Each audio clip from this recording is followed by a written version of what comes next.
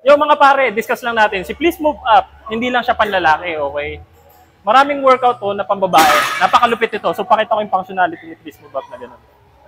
So, nilagay ko na yung details. Okay? Naglagay tayo ng details as woman. So, kung woman ka, ito ang pipiliin mo. Curves in all the right places, woman. Okay? Nakalagay naman sa goals yan. So, check natin yung workout. Mostly, tingnan mo yung pagkakasalansan niya. Naka-glute focus. So, mostly sa mga puwet, lower body. Kasi babae nga di ba? So, check natin itong glute focus na isa.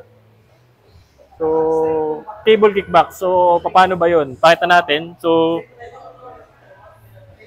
may magde-demo tayo. So, tutok mo kung paano. Tutok mo dito.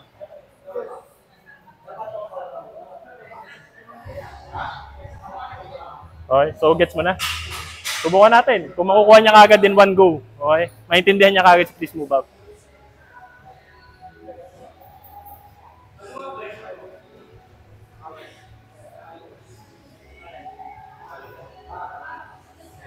Parang naka-stretch yung ano eh.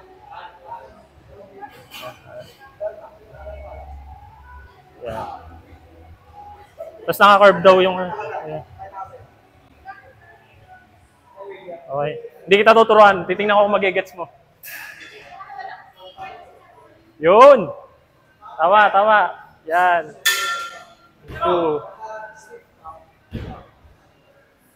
2. Yun! So, tinan mo, nakuha niya kagad ng isang bigayan. Ganun kalabis si Please Move Up kasi may video siya. Saan ka makakita ng app na may video, okay?